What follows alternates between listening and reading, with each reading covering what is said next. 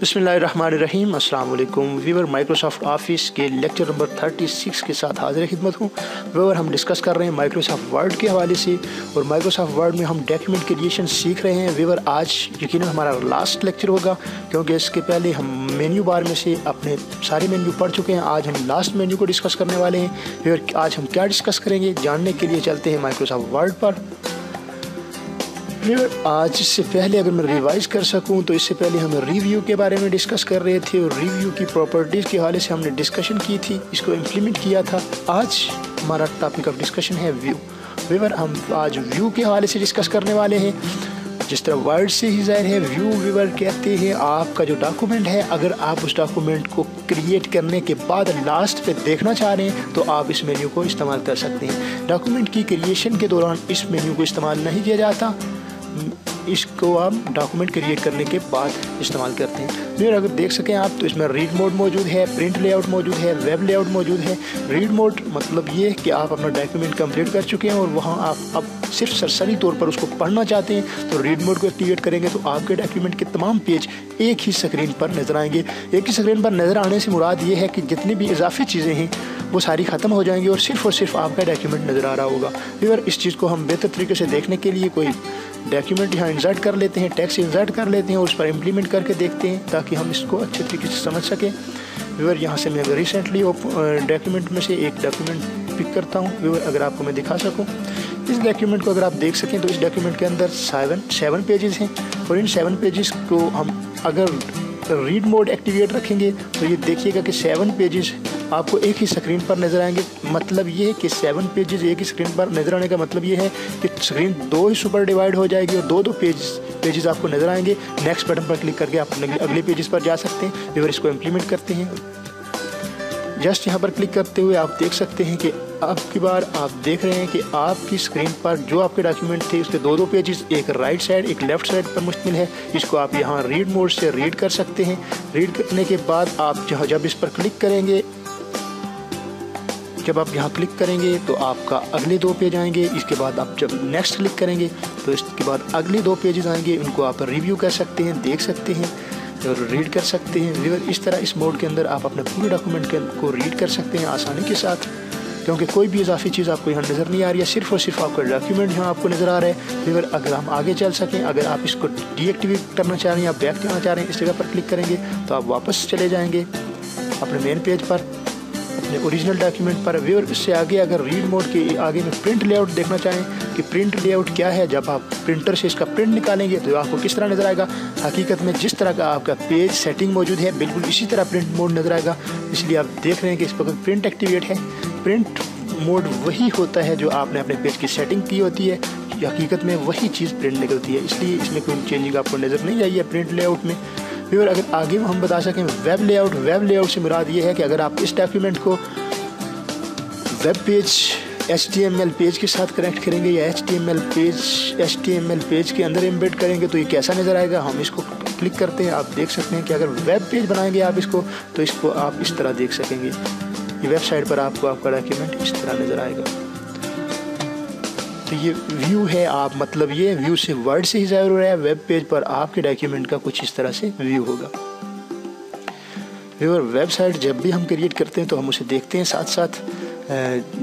तो आप किसी ब्राउज़र के अंदर देख रहे होते हैं, ब्राउज़र के अंदर उसका लेआउट नज़र आ रहा होता है तो बिल्कुल समझ लीजिए हाँ ये ब्राउज़र की तरह काम कर रहा है कि अगर आप इस डॉक्यूमेंट को किसी ब्राउज़र में एनालाइज करेंगे तो ये इस तरह से नज़र आएगा। फिर आगे चलते हैं। ये आउटलाइन, इसकी आउटलाइन ड्रिफ्ट के हवाले से भी डिस्कस आप खुद इसको एक्सप्लोर करने की कोशिश कीजिएगा क्योंकि इतना ज़रूरी नहीं है। आगे हम रूलर के हवाले से बात करते हैं। मैं दोबारा प्रिंट लेआउट पे आता हूँ। रूलर के हवाले से डिस्कस करना चाह रहे हैं। रूलर क्या चीज़ है व्यूअर, रूलर के हवाले से अगर डिस्कस करूँ तो आपके पेज में मार्जिन की सेटिंग के लिए अमूमन रूलर इस्तेमाल किए जाते हैं। अगर यहाँ पर आप क्लिक करेंगे तो आप देख सकते हैं कि आपके पेज के टॉप पर एक रूलर लग चुका है जो आपकी पेज की कंप्लीट सेटिंग आपको बता रहे हैं। फिर इसके साथ अगर ग्रिड लाइन के हवाले से डिस्कशन की जाए तो ग्रिड लाइन पर आप क्लिक करेंगे तो आपके पेज पर एक ग्रिड सी ग्राफ सा बन जाएगा। और अमूमन जब कोई, यहाँ तो बहुत कम इस्तेमाल किया जाता है, लेकिन जब कोई किसी ग्राफिकल टूल के अंदर आप कोई पिक्चर ड्रा कर रहे होते हैं, कोई ड्राइंग बना रहे होते हैं, कोई लोगोज बना रहे होते हैं, तो उस वक्त आपको ग्रिड की खासी ज़रूरत पड़ सकती है। और इसी तरह आप नेविगेशन पेन बार से नेविगेशन भी ओपन कर सकते हैं।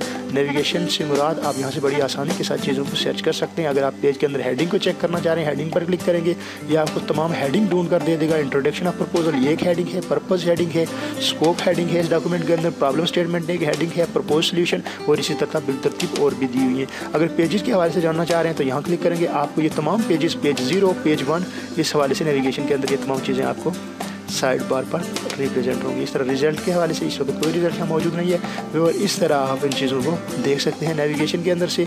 इन तमाम चीज़ों को मैं सिर्फ रोलर को एक्टिवेट रहने दूंगा, बाकी सब को डीएक्टिवेट कर देता हूँ क्योंकि इस फिल वक्त मुझे ज़रूरत नहीं है।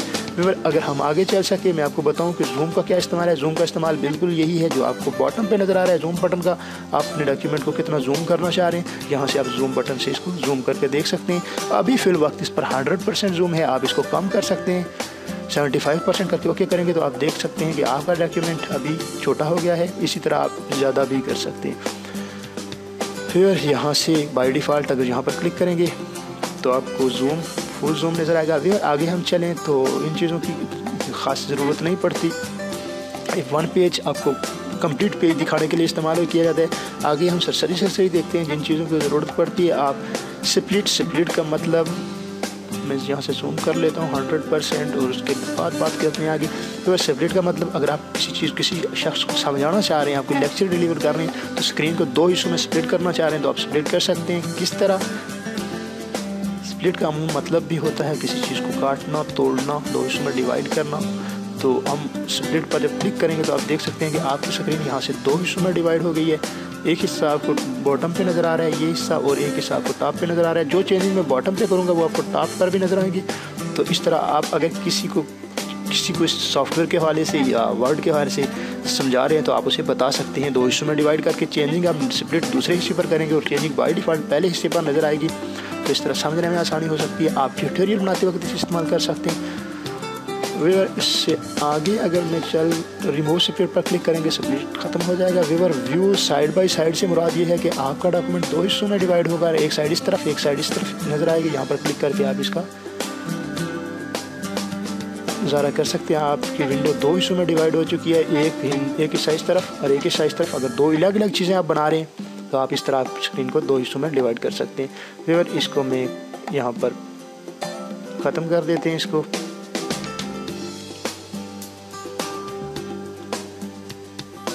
इसको ख़त्म नहीं करना था, इसको ख़त्म कर लेते हैं। व्यूअर डाउन से ऊपर क्लिक करते हुए आप देख रहे हैं कि इस तरह आप इन तमाम चीज़ों को डिस्कस कर सकते हैं। स्विच विंडो से मतलब मुराद ये जो विंडो अभी खुली हुई है इसको ख़त्म करना चाह रहे हैं, क्लोज़ करना चाह रहे हैं तो यहाँ से क्लोज़ कर सकते हैं।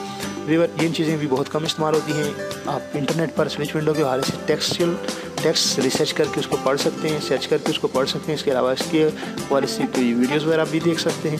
फिल वक्त इसकी इतनी ज़्यादा ज़रूरत नहीं है। मैक्रोज़ के अंदर आप अपने रिकॉर्ड मैक्रोज़ कर सकते हैं और व्यू मैक्रोज़ रिकॉर्ड करने के बाद से व्यू भी कर सकते हैं। फिर इस तरह आज मैंने कोशिश की कि आज के लेक्चर को आज हम माइक्रोसॉफ्ट ऑफिस के वर्ड टूल को वाइंड अप करें।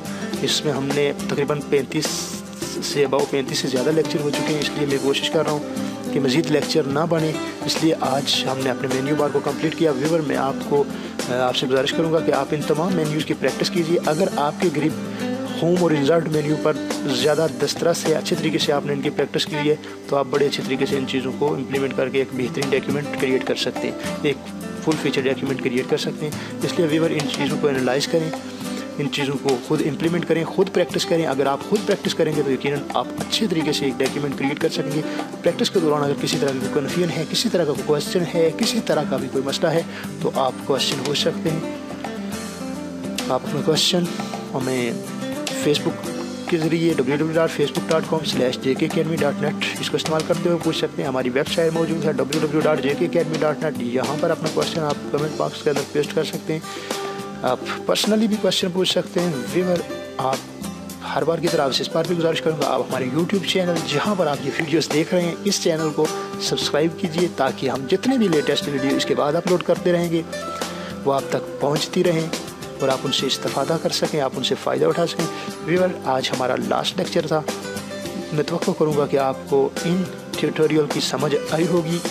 अगर کوئی بھی مسئلہ ہے تو آپ کے لیے پہلے ہی میں بیان کر چکا ہوں، آپ کویسچن پوچھ سکتے ہیں۔ ویور لاسٹ لیکچر میں یہی گزارش کروں گا کہ جب کبھی بھی دعا کے لیے ہاتھ اٹھیں آپ میرے لیے ضرور دعا کیجیے گا، ہماری ٹیم کے لیے دعا کیجیے گا، اپنا بہت سارا خیال رکھیے گا، اپنے چاہنے والوں کا خیال رکھیے گا اور دعاؤں میں ضرور یاد رکھیے گا۔ اللہ حافظ۔